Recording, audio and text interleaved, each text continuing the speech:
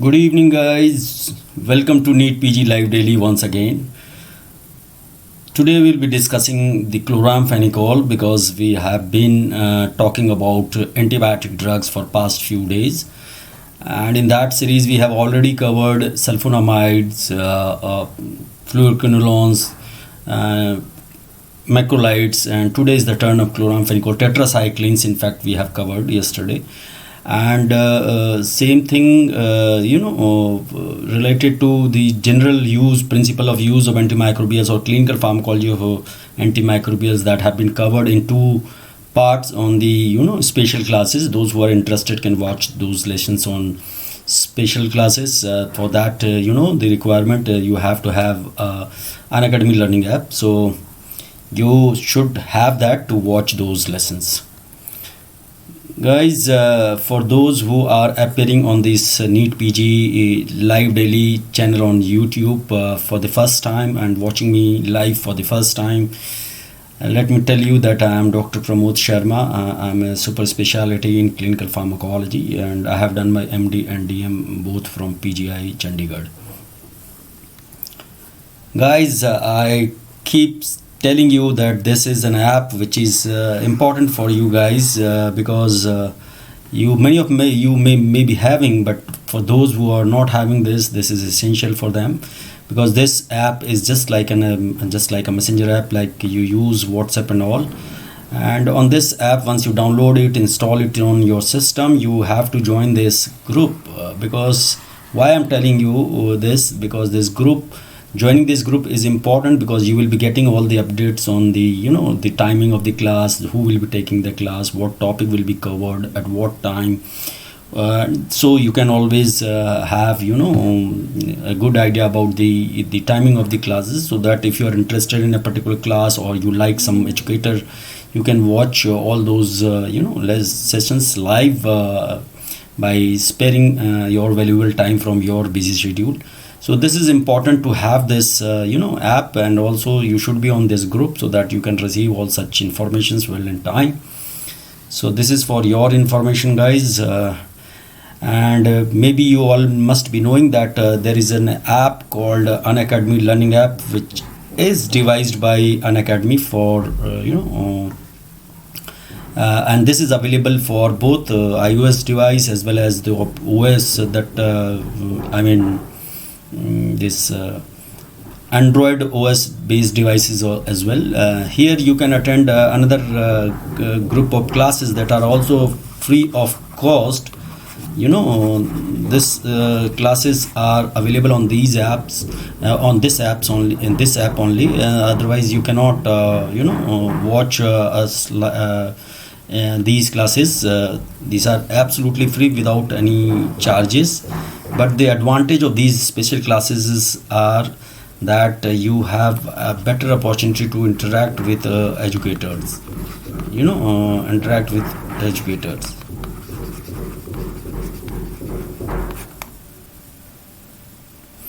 So this is one thing which makes this special classes little special. Moreover, if you follow the particular educator on these classes, you can also once you start following that educator, you can send him direct message, so you can always ask your queries, any doubt related to the topic that has been covered by that educator. You can always send a message, and definitely that educator will come back with the resolution of your query. So this is all about Unacademy Learning App. So it is good to have this app installed on your system and enjoy both the free classes at both YouTube platform as well as on Unacademy platform.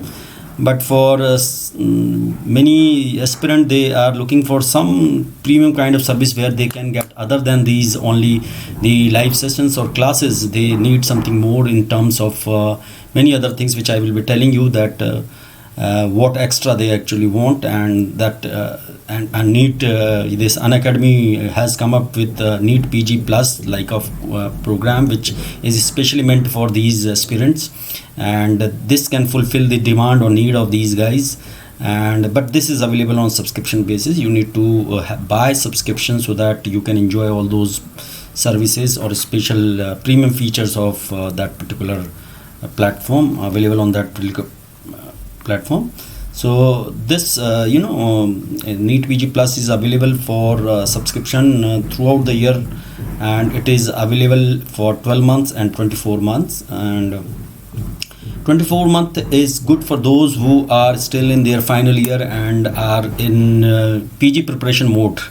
Many students, they start preparing right from the third year or fourth years, because they do not want to waste even a single day after their MBBS and all, after their internship is over. So for those guys, this is a best period of subscription, because this will not only help them prepare well for their university exams, but this will also make them ready to take up their first PG entrance, and it is high likely they might crack that exam as well if they are well prepared.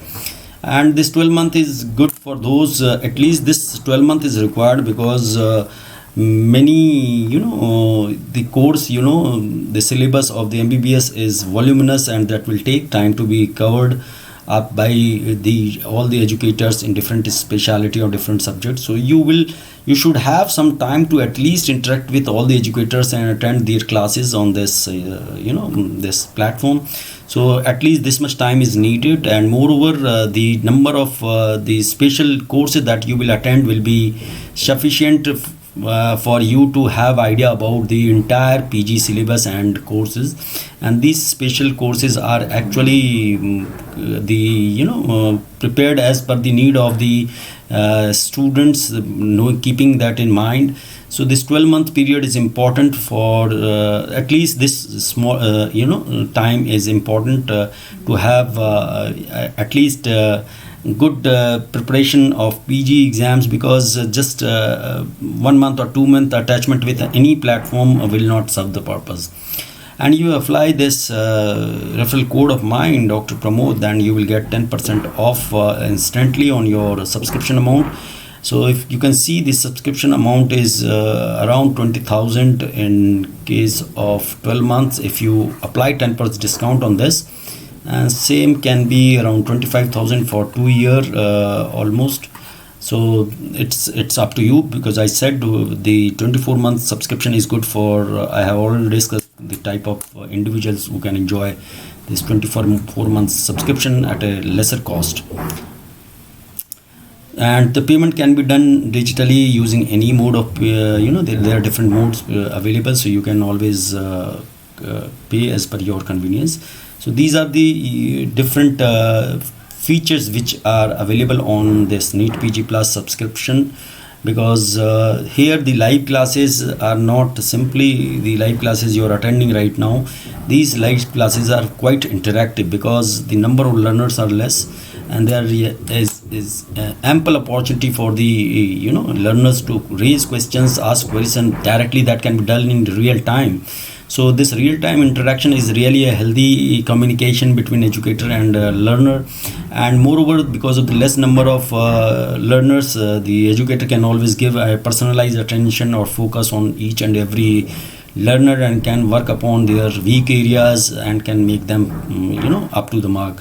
So this is I also believe that the good communication between the learner and educator is key to an efficient learning process. Without that, any process is far more than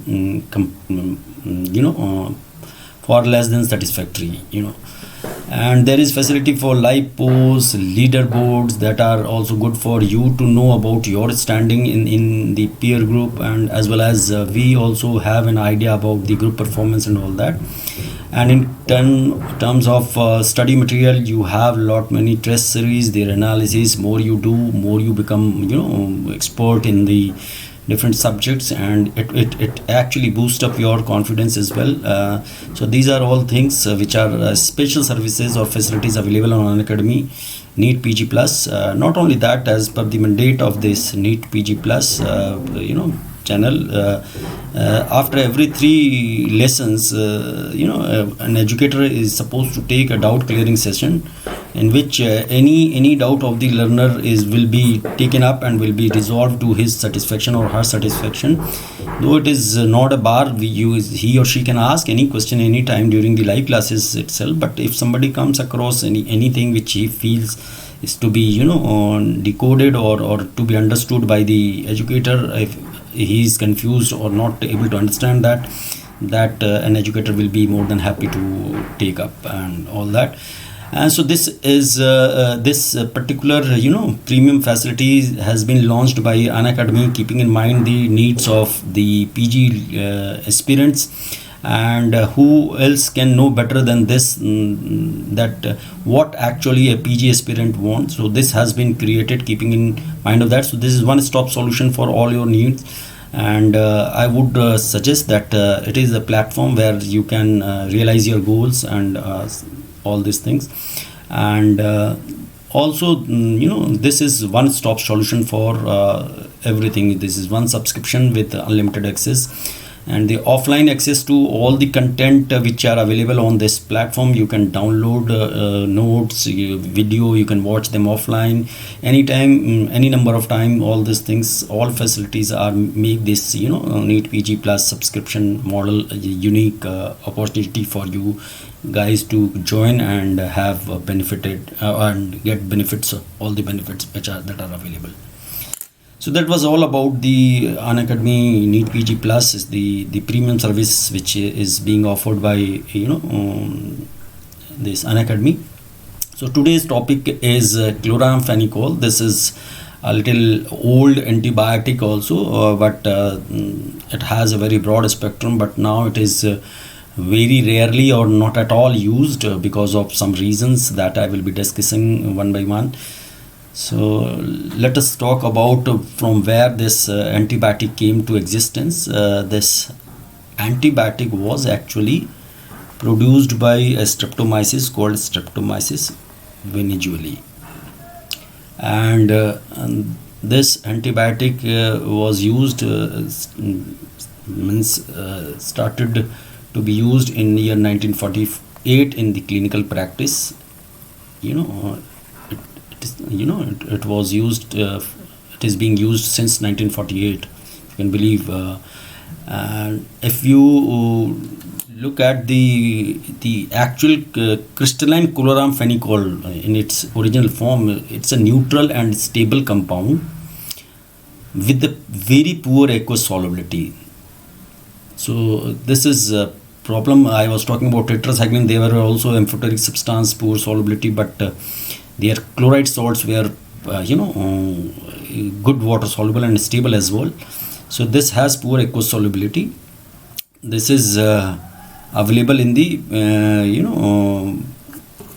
this is actually oral.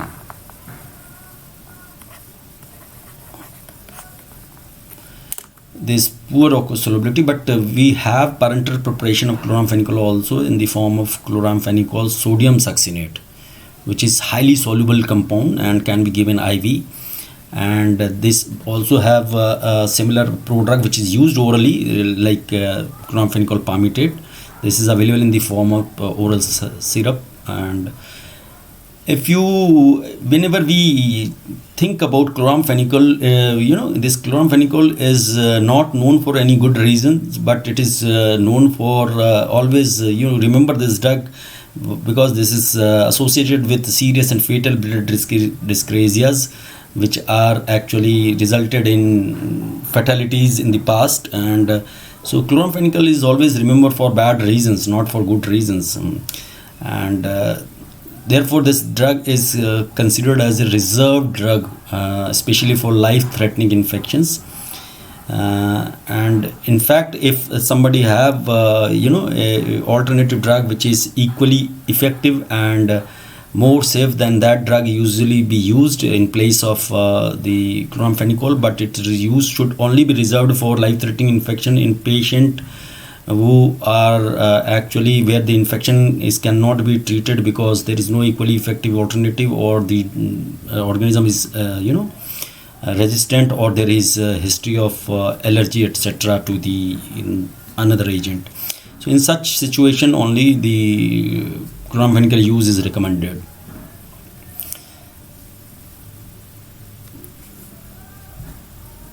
If we talk about the mechanism of action of this chloramphenicol.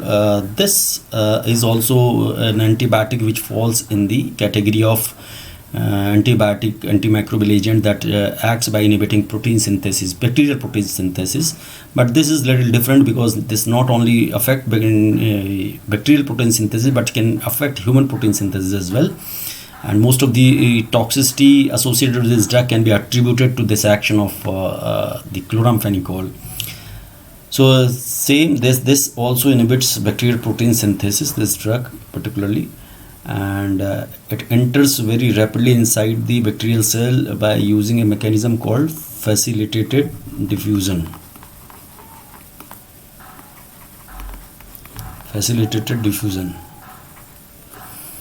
And after entering inside the cell, it binds reversibly to the 50S ribosome. So, and there after binding, and it binds to the area which is very close to the binding of the macrolides also. Similar means very close to the locus where actually the macrolides bind. And after binding to this ribosome, this particular antibiotic interfere with this amino acid transfer RNA, which actually carries the amino acid and actually bring in the amino acid which is attached to the growing polypeptide chain and all that. So this interfered the binding of the amino acid end of this amino acid transfer RNA, which is also called charged transfer RNA, binding to A site. A site is acceptor site on the 50S ribosome. We have different sites on the 50S ribosome. A site, P site, that is called donor site or peptidyl site, or E site also, that is ejection site, from where this transfer RNA, once it is actually emptied of its amino acid and everything, it is actually ejected out. So this because of the binding to the A site. So what happens, this peptidyl transferase, this enzyme is responsible for this amino acid to add with growing peptide chain. So this is there. So for that, you have to make a bond, peptide bond. So for this peptidyl transferase is responsible. But when there is interference with the binding of the amino acid site on the 50S ribosome, so this reaction cannot occur. Peptide bond cannot be formed, so there will be no protein synthesis, because this amino acid will not be incorporated into the peptide chain. So thus the protein synthesis is inhibited. But this enzyme, this drug can also inhibit protein synthesis in human also, especially the protein synthesis that is occurring in the mitochondria.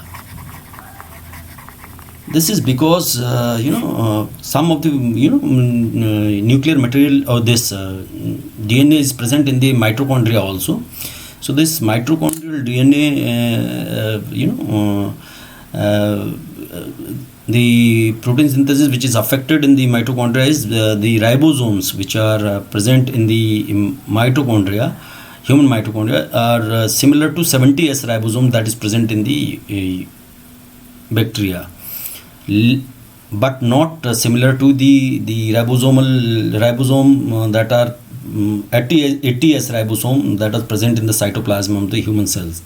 So because of this more similarity to this bacterial 70S RNA, 70S ribosomes, this mitochondrial protein synthesis may also be affected in the human because of this chloramphenicol. This is the diagram.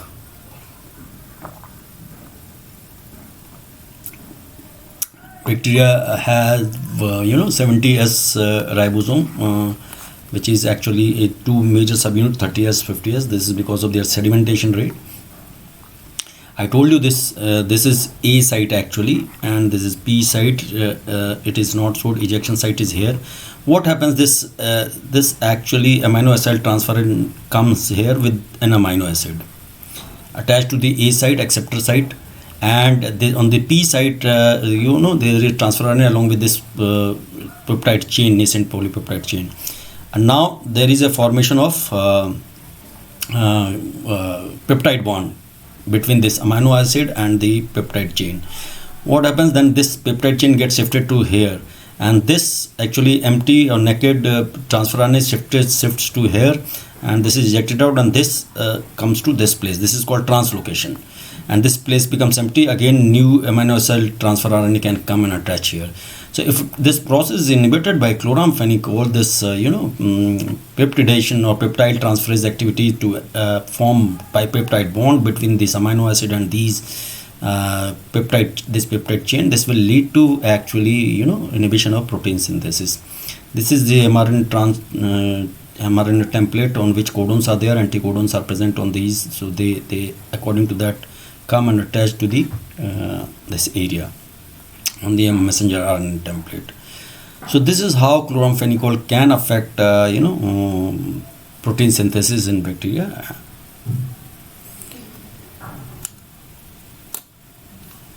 When this chloramphenicol was launched, this was considered as a very good drug because it had activity almost against all type of organisms, but later realized because of its potential to cause severe toxicity or serious toxicity, it fell into disrepute. Otherwise, this drug was really a good as far as its activity is concerned. So this drug has a very broad spectrum of antimicrobial activity, and that includes both aerobic and anaerobic, gram positive and negative, So this has all-round performance against all type of bacteria. Though because most of the protein synthesis inhibiting antibiotics are bacteriostatic, and this is also bacteriostatic by and large, and against most species it can inhibit the growth of the bacteria or division, their bacterial division, etc. But it is bactericidal. I told you that this bacteriostatic and bactericidal demarcation is not absolute, and there are many flaws based on division, classification based on this. So this chloramphenicol is bactericidal against many bacteria. For example, if you look at this H. influenzae,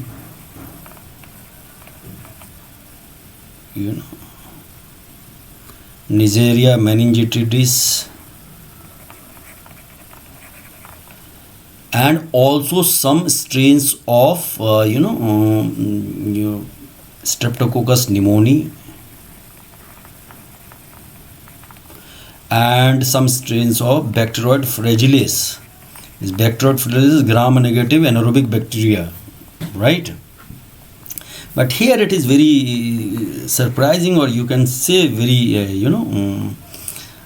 odd kind of thing I have observed, that strains of S. aureus are largely not susceptible to the activity of the chloramphenicol. They are not affected by the chloramphenicol. But some isolates of this S. aureus which are highly resistant MRSA, that is methicillin resistant Staph aureus, are found to be susceptible. This is quite surprising. Otherwise, largely these several strains of S. aureus are resistant, but some highly resistant isolates of MRSA, that is methicillin resistant, which are considered as a very dangerous bacteria, against that this chloramphenicol found to be susceptible. And it is active against enterococci also. Very few drugs are active against enterococci and all that, including multi-drug resistant E. faecium, Enterococci faecium. These are all agent that organism that can cause endocarditis, like enterococci this Enterococcus faecium, Enterococcus faecalis, all these things. They can cause bacterial endocarditis.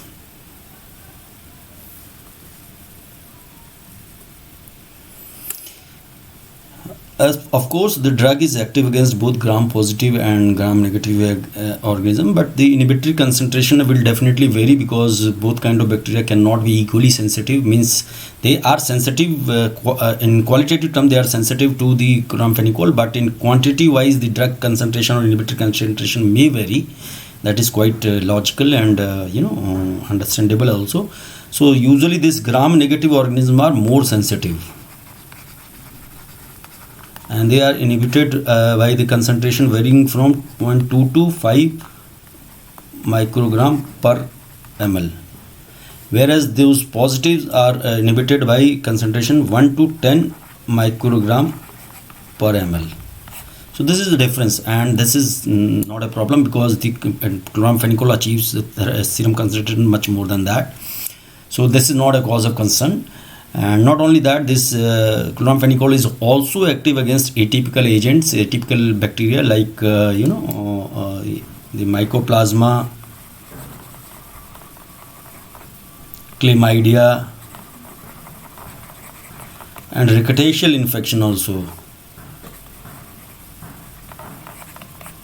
So this is very unique that this antibiotic is active against atypical agents as well, like tetracyclines and this erythromycins, etc. Enterobacteriaceae, which are enteric gram-negative bacteria, usually are variably sensitive. Some may be sensitive, some may not be sensitive, some may be moderately sensitive, some may be very sensitive, kind of thing. So it is variable. But the Pseudomonas aeruginosa, whenever we talk about any antibiotic, we just ask whether it is effective against Pseudomonas, is it effective against MRSA, is it effective against anaerobes. These are the three important things which are usually asked, So the Pseudomonas aeruginosa, this species is resistant to chloramphenicol even at very high concentration. Even high concentration does not have any effect on Pseudomonas. But the Vibrio cholerae, which is a causative agent of cholera, have largely maintained its sensitivity to several strains of Vibrio cholerae maintained sensitivity towards to chloramphenicol. This chloramphenicol is still effective in cholera infection, and especially this anaerobic gram-positive non-spore forming. Spore formings are all this Clostridia group and all that. Non-spore forming rods are usually sensitive, and this include usually this actinomyces,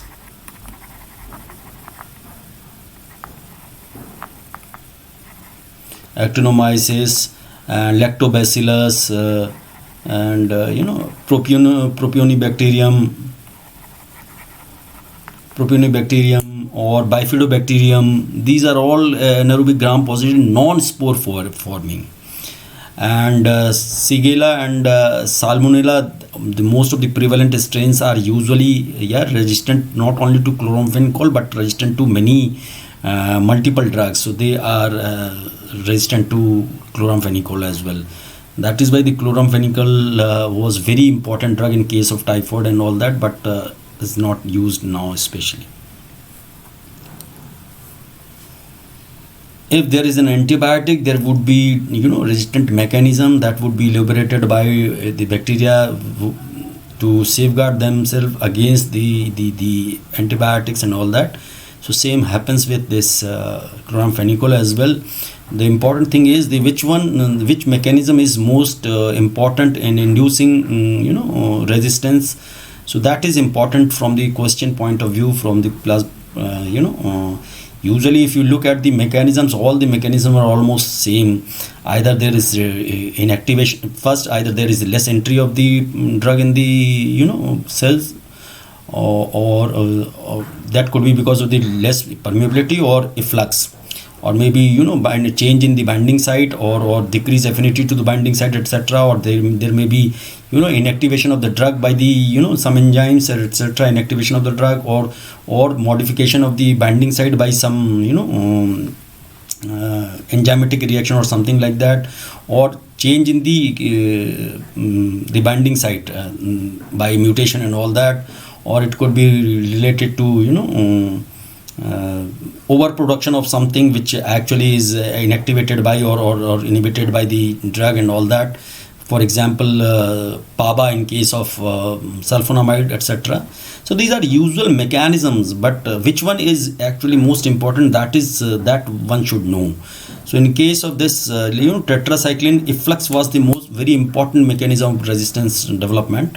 But here in chloramphenicol cases, there is a plasmid encoded. Plasmids are a small nuclear material or DNA material in this cytoplasm. They encode for an enzyme called acetyltransferase, and this enzyme can inactivate chloramphenicol. It does not degrade the drug. Actually, this enzyme acetylates the ribosomal site where actually this chloramphenicol binds, and because of this acetylation, the affinity of or this chloramphenicol is not able to bind to its binding site on the ribosome. So this is the most important mechanism, which is plasmid encoded. And also some of the resistance, some bacteria may develop resistance by restricting the permeability of the drug across the bacterial membrane, and this could be the selection of the mutant which has this property, which has which allows poor permeability of the drug. So this kind of mutant can be selected and can be elaborated later on. So this could be can lead to resistance, but this resistance is of low level resistance. And also there could be ribosomal mutation that can alter the binding site and all that. So that these three mechanisms can be operative, but the most important one is this acetyltransferase mediated. What my point?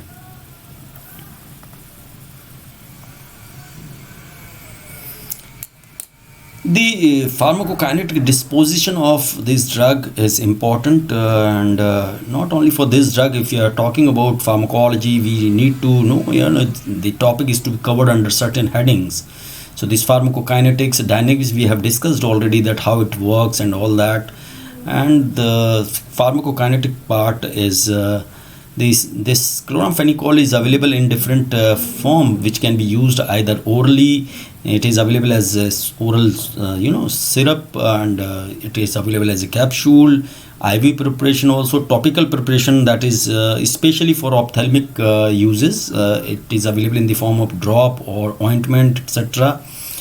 And this drug has good absorption from GIT. Once it is given in the form of capsule, the absorption from the gastrointestinal tract is quite rapid, and it can produce peak concentration within 2 to 3 hours.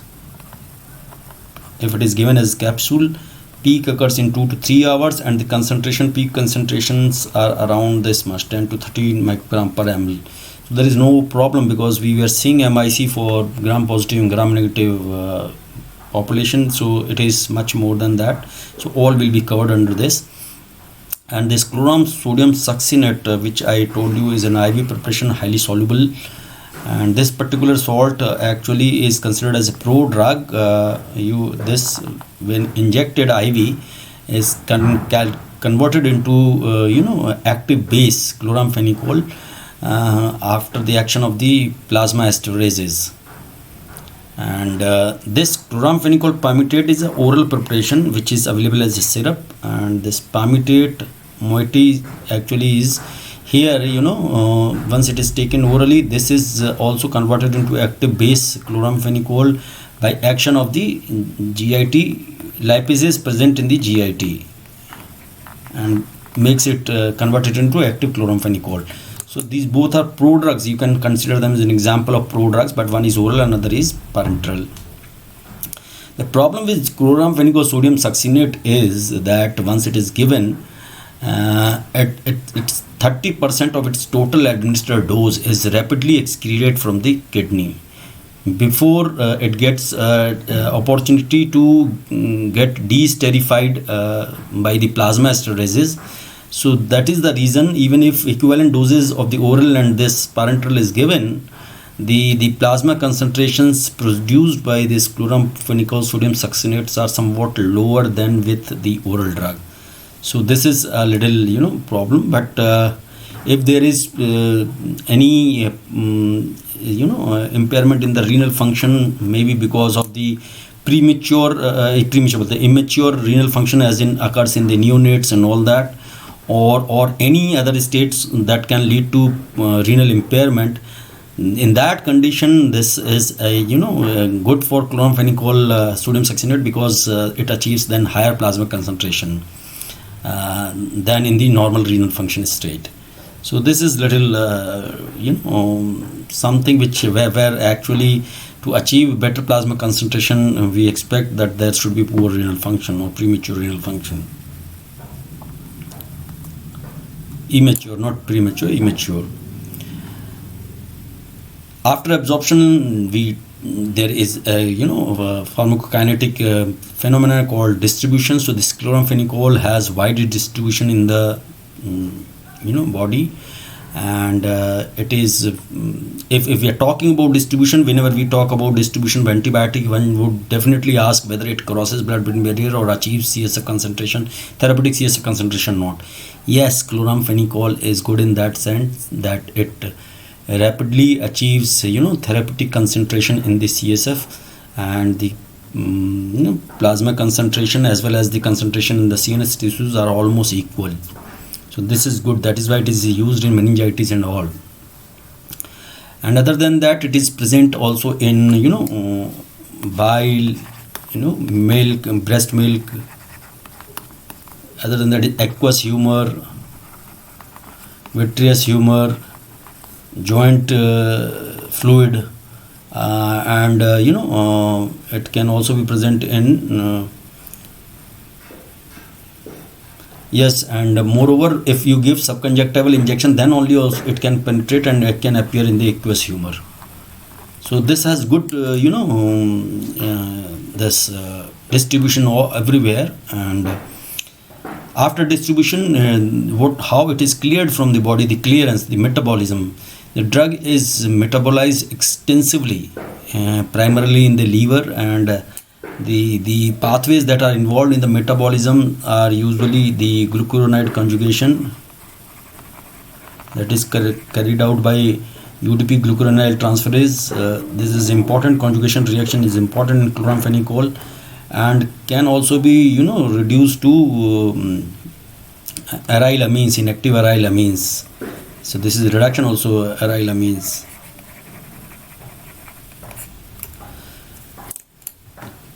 So 90% of it is metabolized, and 10% of the chloramphenicol which is present in the active form, and along with other metabolites, inactive metabolite, it is excreted through the kidney. Only 10% of the inactive drug, unchanged chloramphenicol is excreted through the kidney by the mechanism of filtration and secretion. Both the mechanisms are involved, filtration as well as secretion.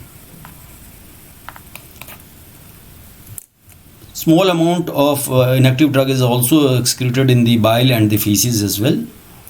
And there is no specific dose adjustment. There is no need to modify the dosages in case of a patient if is having renal dysfunction or hepatic dysfunction, or even patient undergoing dialysis, etc. But in some situation there is a risk of accumulation.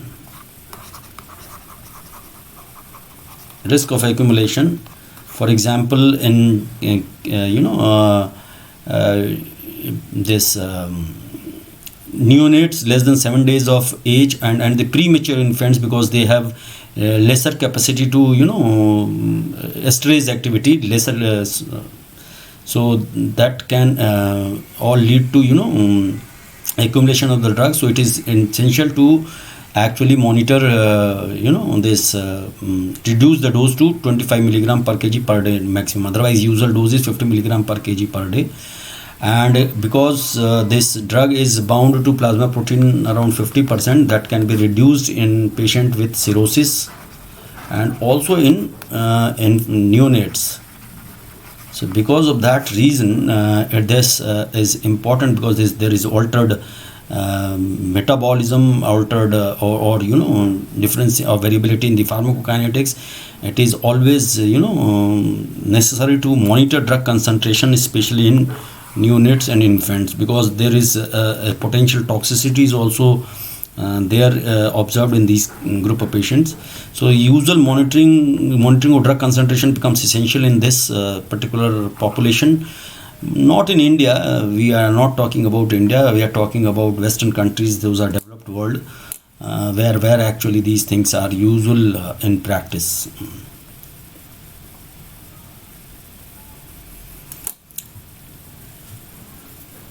The chloramphenicol, as I said, it is better known for its wrong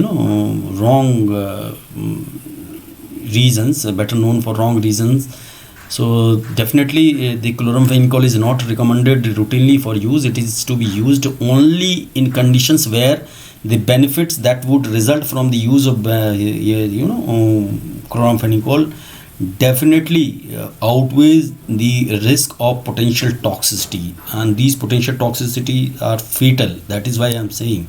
So that is the reason why this drug is always to be used as reserve drug, where you cannot use another agent or alternative agent because of the resistance or because of the allergy and etc., or severe allergy, etc. So the first clinical use is typhoid fever.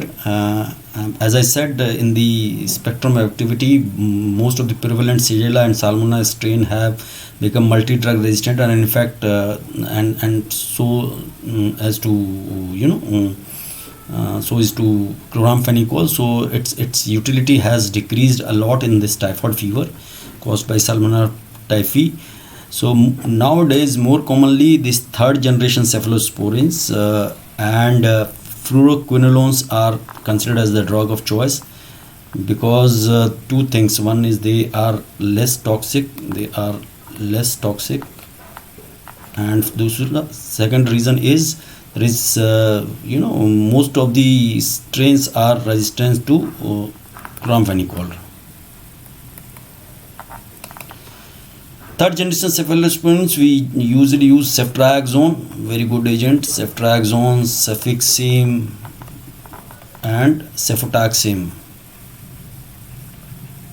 Among fluoroquinolones, we have ofloxacin and ciprofloxacin. These are the drugs that are to be used in this typhoid fever nowadays. And if we see the dose in an adult suffering from typhoid fever is 1 gram 6 hourly for 4 weeks. That's quite a long duration of treatment. Both it can be used, I said already, available as intravenous and oral preparation. So it can be used both intravenously as well as the oral route in the same doses. Both route of administrations are effective, but it has been observed that the response is faster with oral route, the drug given by the oral route, for the reason unknown. I don't know why. And usually one should avoid this second generation cephalosporins or aminoglycoside. The reason being, they can be shown to be very active in vitro against this this pathogen on culture and all that. But when they are used in clinical infection, their activity is very poor. So one should avoid these second generation cephalosporins. That is why it is I told you in this clinical pharmacology of antimicrobial agent that the result which we obtain during the culture and sensitivity, during sensitivity, in vitro sensitivity, that might not translate exactly in the in vivo. So it is not a guarantee that if a drug has been shown to be active against a particular strain and all that, that will definitely have clinical or offer clinical benefit if used in the patient of that same patient.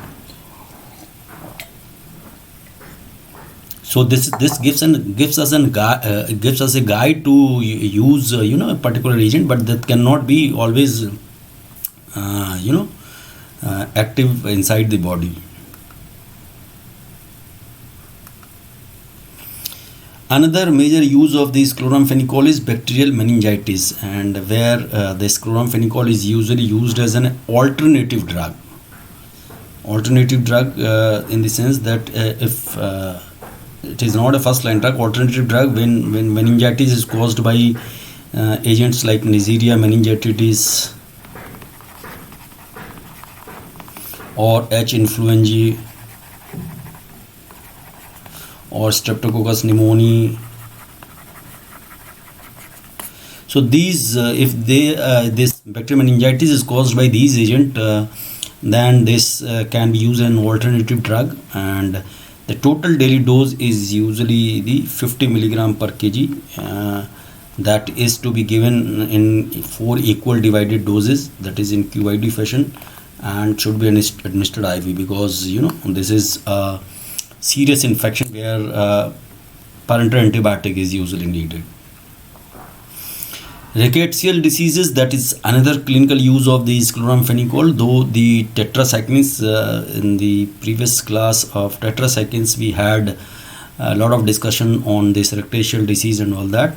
So these tetracyclines are usually the preferred compounds for treatment of these rickettsial diseases.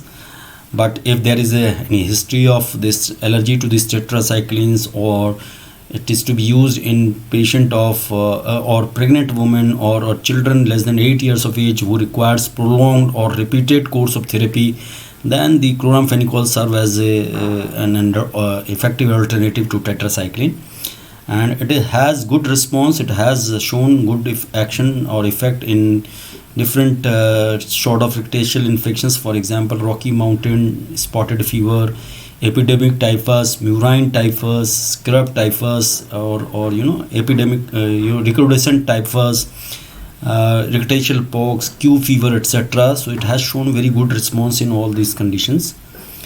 And the dose usually both for adults and children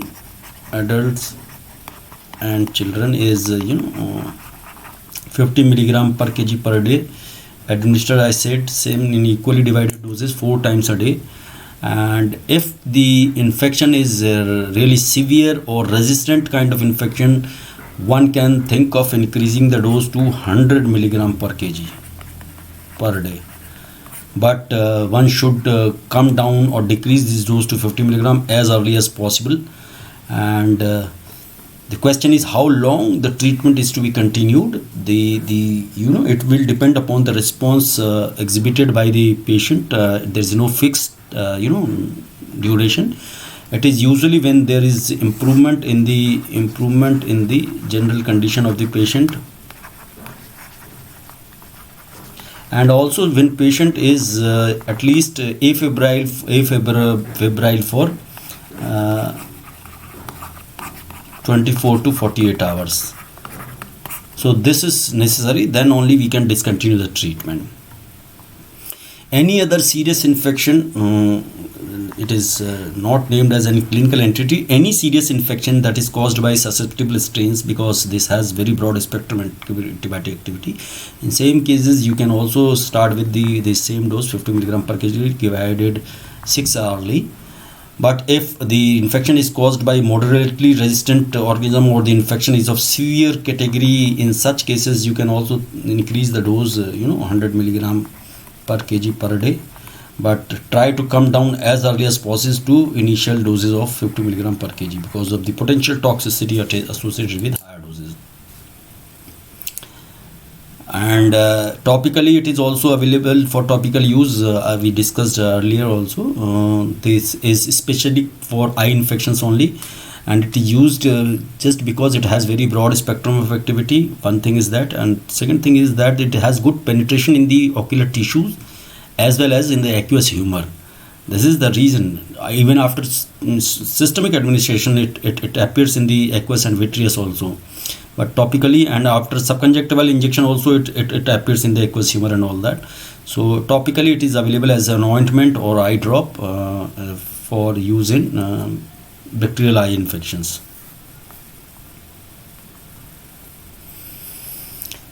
Adverse effects, if we talk about, this is let us talk about first this drug can cross placenta. Its distribution, I told you that it can cross placenta as well.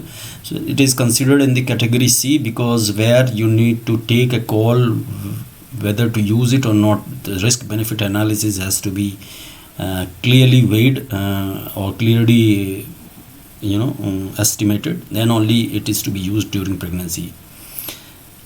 And the sufficient quantity appears in the breast milk also. So it is if breastfeeding is being done, then discontinue the drug, or if you drug cannot be discontinued, discontinue breastfeeding, because it can affect the nursing infant. And it inhibits the synthesis of protein of the inner mitochondrial membrane because of the inhibition of the mitochondrial ribosomal peptidyl transferase, because of the similarity of this ribosome to the bacterial ribosome, mitochondrial ribosome. And actually this inhibition of this protein in the mitochondria actually lead to inhibition of the synthesis of several critical enzymes that are involved in aerobic metabolism. For example, cytochrome C oxidase, ubiquinone,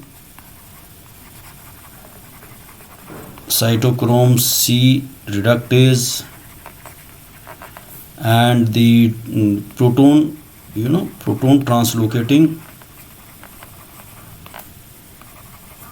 ATPase. So all these enzymes are actually, their synthesis is affected, and they are very critical for aerobic metabolism. So the tissues which are requiring high oxygen consumption, that will be affected more. And hypersensitivity reaction can also occur with chloramphenicol. Usually the skin rashes appears and with simultaneous appearance of the fever, but many a time the fever may be the only sole manifestation. With or without rash may or may not be there, or many a time rash is not there. Actually, it is the fever is the only sole manifestation.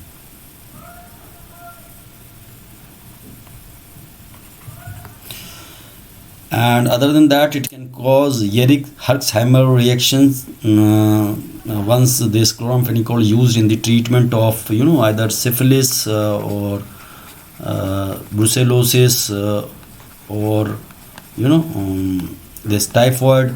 This is because of the rapid destruction of the high load of bacteria and all that with initial doses. So this kind of Yerich-Herxheimer reactions can be may occur with the use of this chloramphenicol. This is a serious concern, the hematological toxicity, because the chloramphenicol is remembered because of this bad effect or potential toxicity, hematological toxicity. So the chloramphenicol can produce hematological toxicity by two different way. One is dose related, another is idiosyncratic. So in dose related is usually manifested as as anemia, leukopenia, or just thrombocytopenia. This may present as but idiosyncratic usually present as aplastic anemia that may progress to pancytopenia and may be fatal.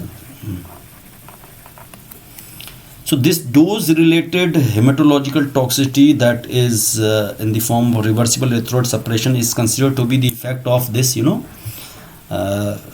chloramphenicol induced inhibition of the protein synthesis in the mitochondria, because many of the enzymes are inhibited and all because of that or synthesis is inhibited, prevented. Because of that, there is failure of iron to be incorporated into heme. That is the defect. So could be related to that. And usually this bone marrow suppression is commonly seen whenever there is concentration, plasma concentration is more than equal to or more than 25 microgram per ml. We found how much was that, 10 to 13 it was producing with the usual doses. So if the concentration is more than this and this if it usually occurs with when you are using prolonged treatment, or you are giving high doses, or both are there, both the factors are there. Using for prolonged period, you are using for high doses, so it can result from that.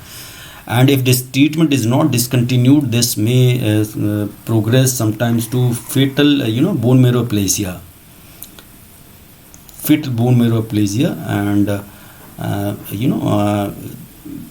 and this is fatal when this aplasia is complete. And many a times and in most of the cases, this actually bone marrow aplasia may be the presenting feature without prior this reversible erythroid suppression.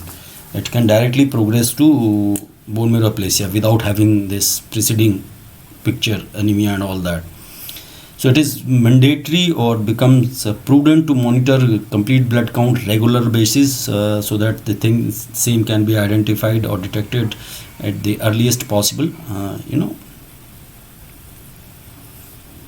This pancytopenia, which is idiosyncratic reaction that occurs usually in those who have prolonged therapy. They are undergoing prolonged therapy, and more, or you can say specifically in those individuals who receives more than one course of chloramphenicol. Those who gets repeated course, though the risk is low, because you can see 1 in 30,000 or more courses of therapy. If you treat 30,000 patient for a particular condition, a total course, suppose it is a 21-day course according to, so there are chances that one patient out of 30,000 or more being treated will suffer from this. And but it is a very fatal situation. There is a serious condition. Risk is low, but fatality is very high once this pancytopenia is complete. And those who actually recover from this pancytopenia would have increased incidence of acute leukemia in future. That is also a problem. And among all these blood dyscrasia, if we actually estimate, then this aplastic anemia actually accounts for 70% of all the cases of blood dyscrasias associated with the chloramphenicol use. Rest 30% are manifested as either the hypoplastic anemia or the agranulocytosis or the thrombocytopenia. In that way, it can present like this. But 70% of the cases, blood dyscrasias are presented as aplastic anemia.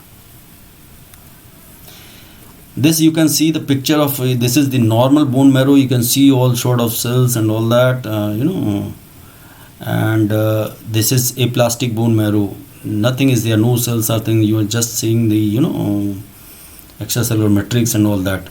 Moreover, this not only that because of the increased concentration, all that this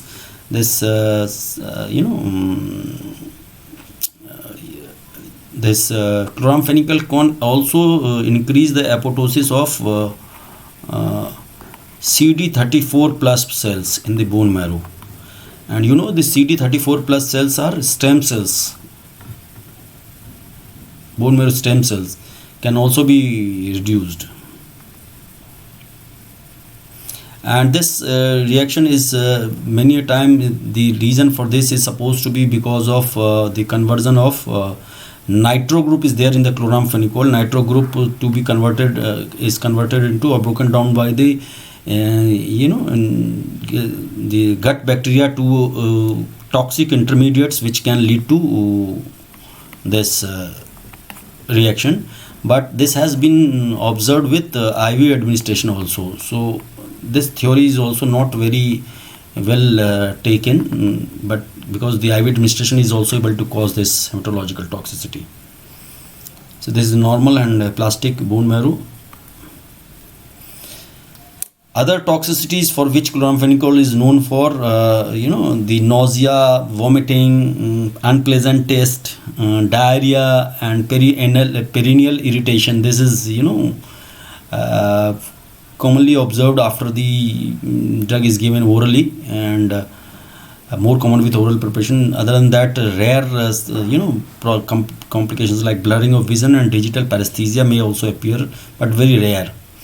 And I told you the tissues which actually consume high oxygen consumption, they may be more susceptible to the toxicity related to the chloramphenicol induced inhibition of enzymes, mitochondrial enzymes, which are involved in aerobic metabolism and all that.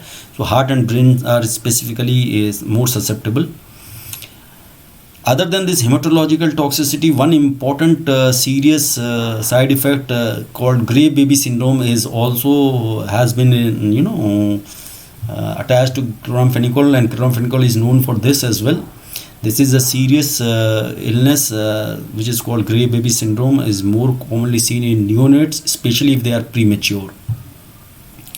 And this the reason I will tell you why it happens more in these specific subset of population.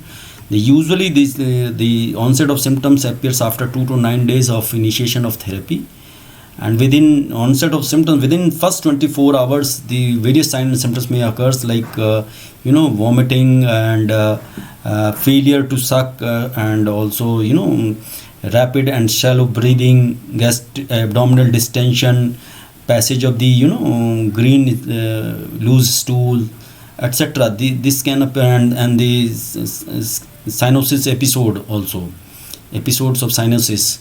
So in the first 24 hours, and the next 24 hours, the patient becomes the patient becomes flaccid and hypothermic, and there is the color, the baby turns ashen gray in color. So that is why it is better known as gray baby syndrome.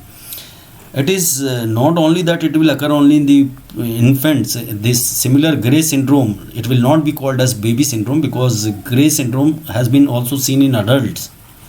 If they are inadvertently they have inadvertently consumed overdosage of chloramphenicol, or have been given by mistake medication error or something, because of that they have been overdosed, then similar kind of picture can present in adults also, this ashen gray skin and all that. This is how a baby would look like. You can see the color of the skin, ashen gray and all that, and this is the signs of cyanosis and all that. You can very well see, this is the picture how a baby in suffering from gray baby syndrome.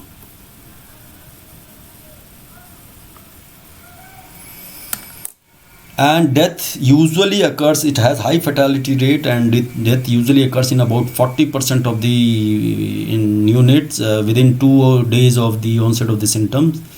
And if those who recovers, actually they recovers without any sequelae, there is no problem at all. And this is something which is really dangerous kind of side effect, especially in infants. The mechanism which have been proposed, why this happens in this particular subset of population, because there is developmental deficiency of glucuronide transferase, because the chloramphenicol is mainly metabolized by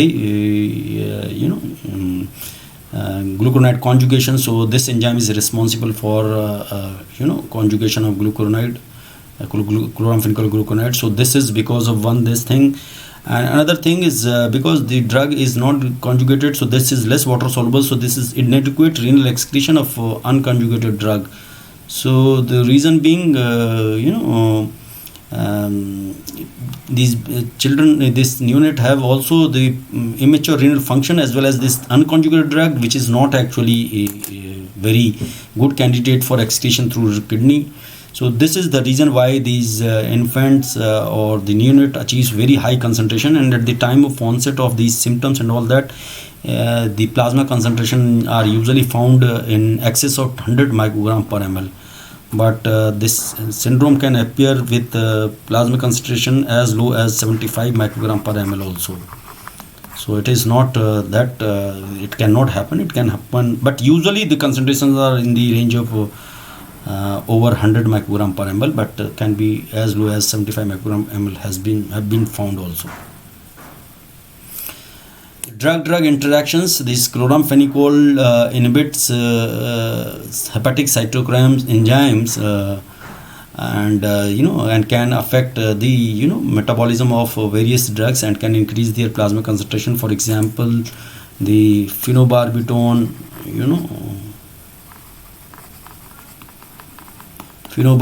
phenytoin, salicylates, or you can say phenobarbital, phenytoin, salicylate, etc. These drugs concentration can be increased, and toxicity can occur also. So if we do not recognize these, then severe toxicity and death have occurred. And also, yes, propofol. Yeah, one drug is propofol. And the reverse can also happen. This phenobarbital or rifampicin used with this chloramphenicol, they can shorten the half-life of the antibiotic, that's chloramphenicol, and can result in subtherapeutic drug concentration, and that ultimately leads to failure of therapy. So this can also happen. It is not that only the chloramphenicol can cause problem, but if these enzyme inducers like phenobarbital, rifampicins are concurrently used with chloramphenicol, this can lead to therapeutic failure and subtherapeutic result in subtherapeutic drug concentration. So this is all about chloramphenicol, though it was a smaller topic, but this drug, because of certain it is a drug of historical importance, because it had caused lot many fatalities because of this aplastic anemia and all gray baby syndrome. So as I said, this drug is known for more bad than the good things. Although this drug, when it was available for clinical practice in initial days, it had a very good broad spectrum activity and it was effective in almost all kind of infections. So once again, guys, I remind you about the importance of this Telegram app, which you all should have.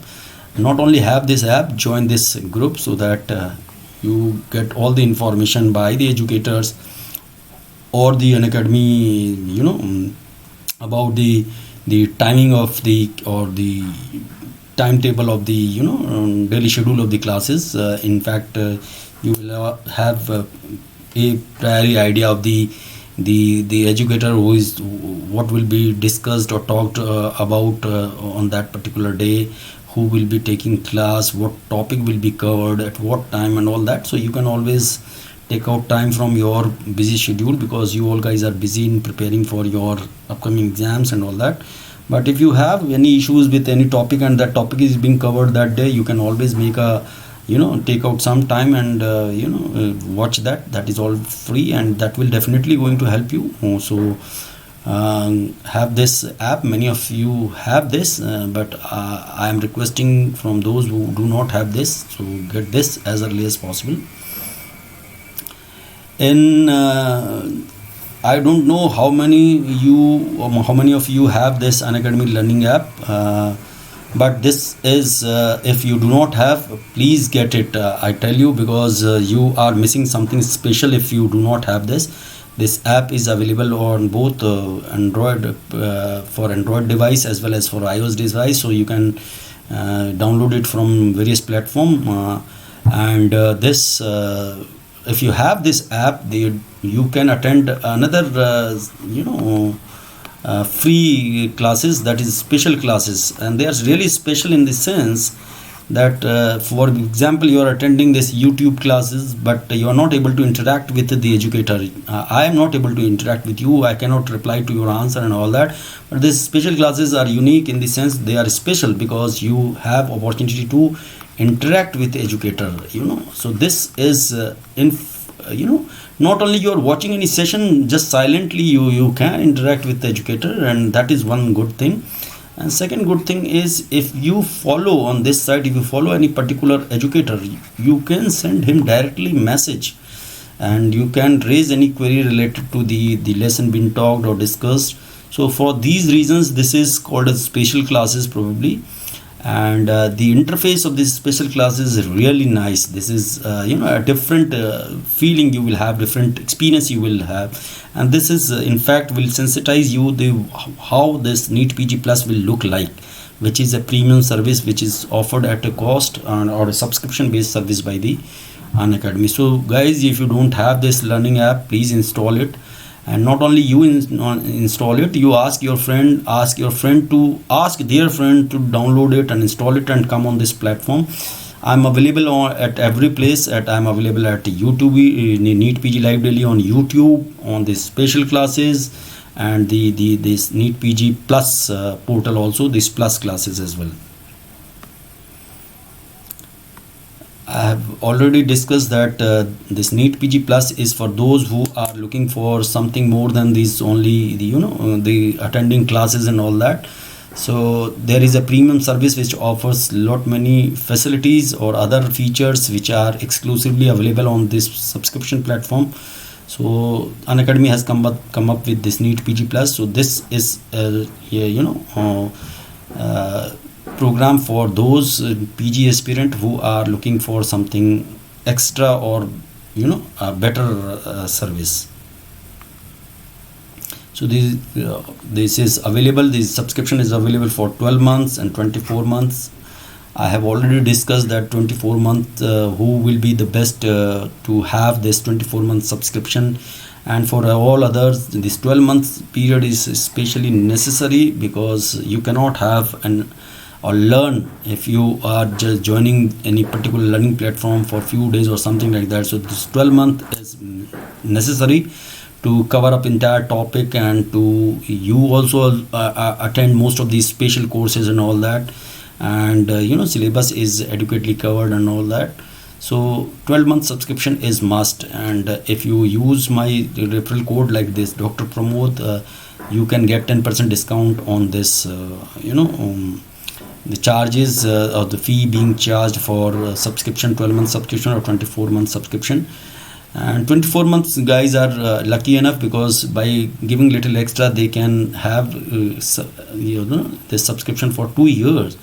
So don't forget to apply this code, which will ascertain you or assure you to get 10% discount, and you can pay using different digital methods, or whichever you feel is most convenient to you.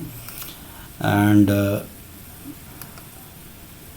once again I remind you guys, don't forget to apply this code. If you like my classes, this much you can do, and whether you want to join or don't, that is your call, because after all you are the best decider for what is good and what is bad for you. And ultimately the money is to be spent by you only, because you have to pay. And I can just suggest, but being an expert and having good experience in all this, I would rather recommend that it is not a bad, it will be worth joining this particular channel. So rest is up to you. I have already discussed that why you should be on this platform, what unique features this NEET PG Plus offers to its learners, why it is considered as one-stop solution for all your needs, why you should be on this platform, because this may definitely increase your probability of scoring better in your entrance, and having higher chances of selection and all that. So these are all features which will ensure that you crack the exam and all that. And anyways, you are all on this NEET PG live daily. If you know some of your friends, those who do not know about this NEET PG live daily, ask them to subscribe, or you can directly share the link with them. And if you like my classes, you just can give me a like, that will be counted or will give me a kind of boost to deliver better and better content to the learners free of cost. And you can share all this link of this lecture to any of your friend and ask them to share it with their friends as well. So this is all about today's topic, and I think the time is up, and it's time to say goodbye to you, and thank you for attending the class. Good night.